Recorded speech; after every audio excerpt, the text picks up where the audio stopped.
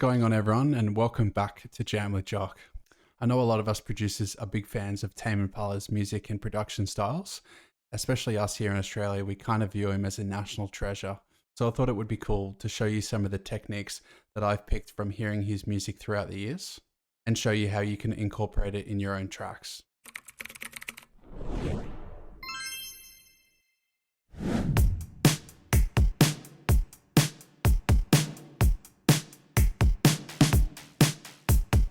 Tame Impala varies obviously from psychedelic to more pop style music, and so it's hard to make a track that's specific to all of his albums. So this one I'd say was referenced around Let It Happen in the album Currents, and I found that in this track there's a lot of distortion in the drums and in the bass, and it's a technique that he does use a lot, so it's not just in this track. But I started by looking at getting some heavily distorted drums, and I found this kick from a pack that was called Drums That Knock. Give it a listen. It's got a lot of punch to it, and it looks like I had some distortion on it, but I didn't end up using it. It just obviously sounds good on its own. And then I've got this top kick, just happening once every 2 bars to give it a bit more impact. And we've got the snare. I've got some reverb that's automating on and off just to give it a bit of variation. Percussion, ping pong percussion. That one's heavily distorted, as you can hear, and I don't have any distortion on the actual chain, so this is just a distorted sample. For me, that's a very distinctive sound from Tame Impala. Snare fill, another bit of variation. And then what I've done is I've got this textural loop. So if I turn off Shaper Box, you'll notice it's just a drum loop that I've resampled. So turning them all back on.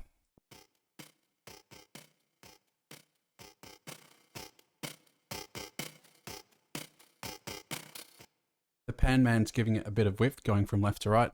I'm taking out a lot of the low end in the EQ because there's so much distortion going on. It would be quite unpleasant below 150 hertz or so. So I've taken out 188 hertz after the Shaper Box, which is an audio effects unit. And this is a distortion effect that it's got on. So it's heavily distorting it.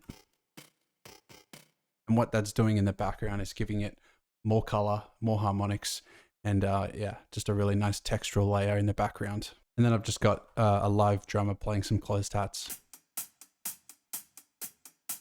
All together.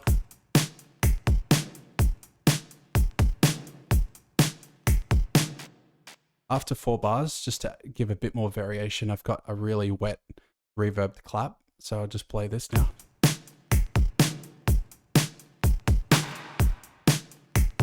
It's got lots of tail, as you can hear in that clap, and that's because it's happening every 2 bars.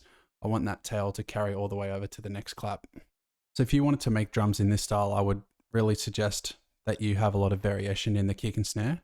And because I've got a single kick going into a double kick, it's making the illusion that the drums are just quite fast paced.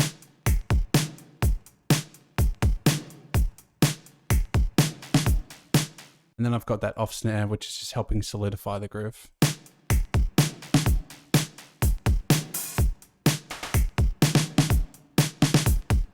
And then I've got that really long snare fill at the end of the 16 bars, just to signify the end of something happening and the start of something new. All of these variations with the double kicks and the snare fills are really distinctive characteristics of Tame Impala sound. So by adding some distortion to your drums and by adding these variations, you're going to be sounding like Tame Impala right away. We'll have a look at the bass now.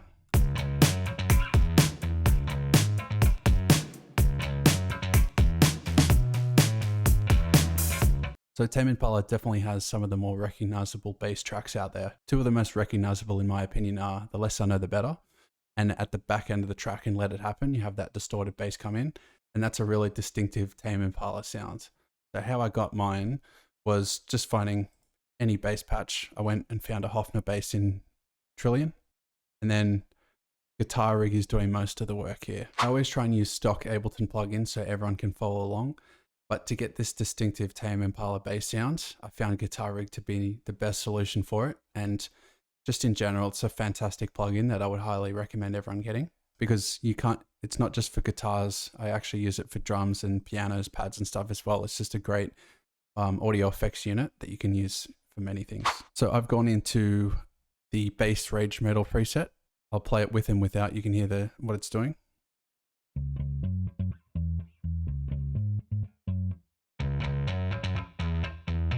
So yeah, it's pretty insane the difference that it makes. I'll play the bass now with the drums together.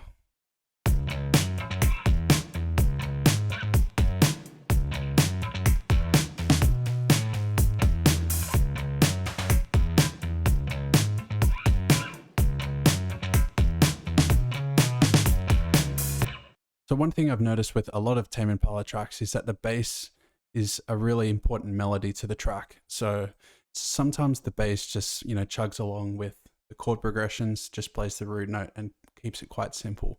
Tame Impala really makes the bass lines one of the more recognizable sounds of the tracks. And so to try and capture Tame Impala's sound, I didn't just get the chords and follow the root notes. I actually just drew it in just with the drums and played it just like I was trying to create a melody. So if you're not a bass player like me and you don't even have a bass to record into Ableton, drawing it in MIDI can sometimes be a little tricky. So where I found I've had the most success is trying to just add variation to the velocity and also the note length. See, I've got some of these smaller ones here, some of these longer ones, and trying to emphasize on the kick, we're having a lower velocity because we want that kick to really punch through. So when I've got these notes that are playing when the kick's not playing, I've got the velocity on those notes higher. And just remember to always have highlight scale on and your scale set over here if you're not familiar with music theory, and that's just going to help you stay in key. So now taking a look at the synths, I'll play this group by itself.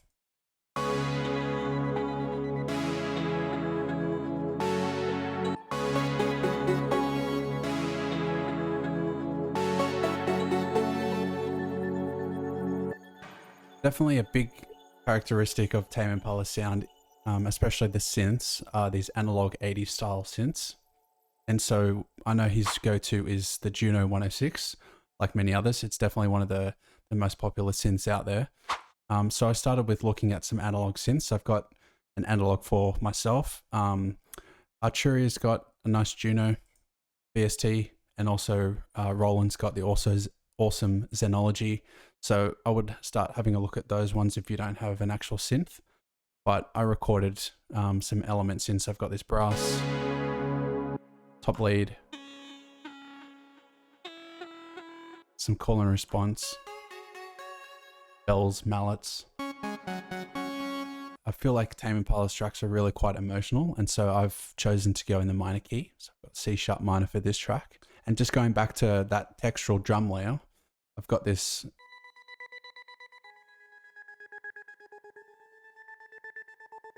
going from left to right, as you can hear, and that's doing an awesome job just to give the track a bit of movement and stereo width too. And these mallets and leads are really distinctive to Tame Impala's current record, especially the Less I Know the Better. If you listen to that outro, it's got some beautiful bells that just kind of finish the track off beautifully. And that's done on the Juno, I know that for sure.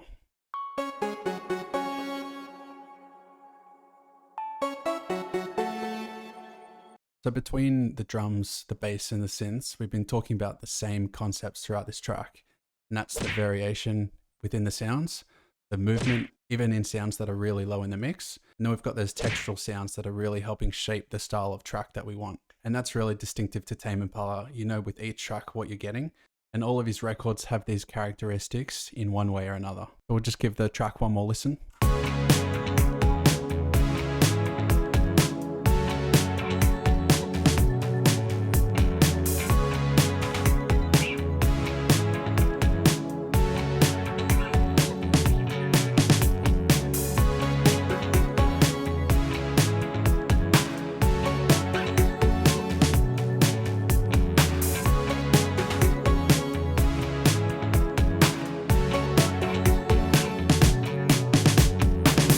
was just a short breakdown today, but I hope it's given you some new ideas and techniques that you can use in your own music.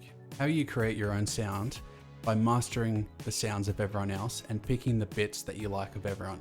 So by having, you might like the distortion element to Tame Impala, so you might take his distorted drums with another synth or melodic element from someone else.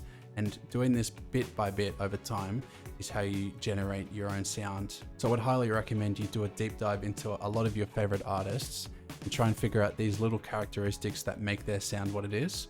And then in the future, you'll be able to put all of these bits together. So to create this sound in particular, we added lots of variation, lots of movement, a lot of analog type of synthesizers, and lots of distortion, of course, on all elements. I hope you learned something from today's video. If you did, I'd love if you could hit that like and subscribe button. If there's any other artists you wanted me to do a breakdown of and learn about their characteristics, I'd be happy to do that. And if there's any questions about this video in particular, please drop them down below. Thank you so much for staying to the end of the video. If you wanted to go ahead and keep watching my stuff, then you can check out my latest upload, which is just right up here. Until then, I'll see you guys in the next one.